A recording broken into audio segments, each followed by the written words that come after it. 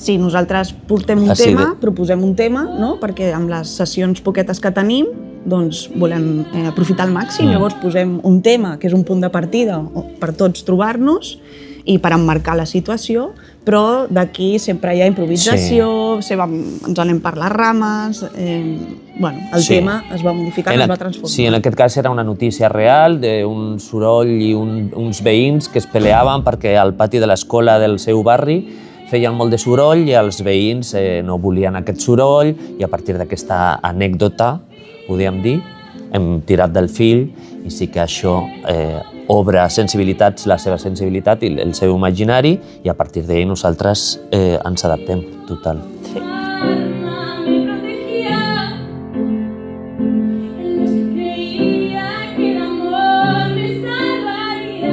Doncs jo m'emporto al final fent com projectes així, la meva creativitat augmenta moltíssim.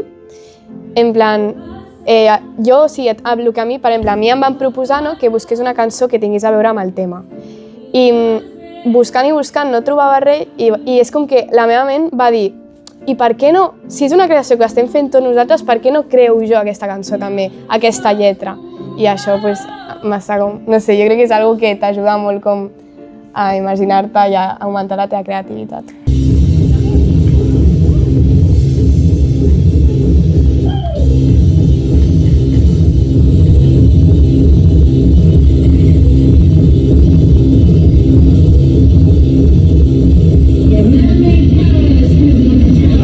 Sí, jo, el text periodístic que es llegeix al principi, la notícia original està feta amb intel·ligència artificial, em sembla, però jo la vaig modificar i el text final és un text que he escrit jo, que és una cosa similar al que estudio, i llavors no sé, ha sigut entretingut perquè he posat a la pràctica coses que estic estudiant, entre cometes.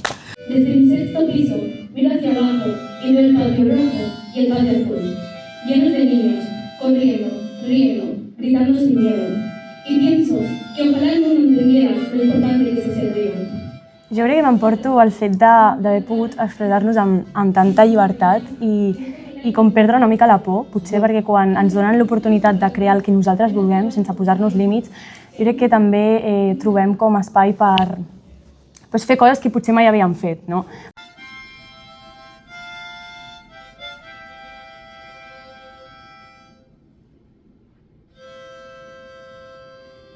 I crec que arrel del tema també han pogut expressar què significa per ells l'hora del pati, aquest moment de pausa, què senten a l'escola, qui se sent sola, qui no.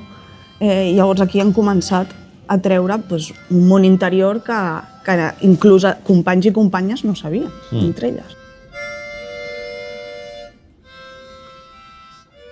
Llavors, això ha sigut com molt més lliure, molt més flexible, molt més, no sé, més aquesta, no sé, possibilitat de ser més creatiu i no de ser tan pautat, que és el que jo estic acostumada tota la vida, llavors.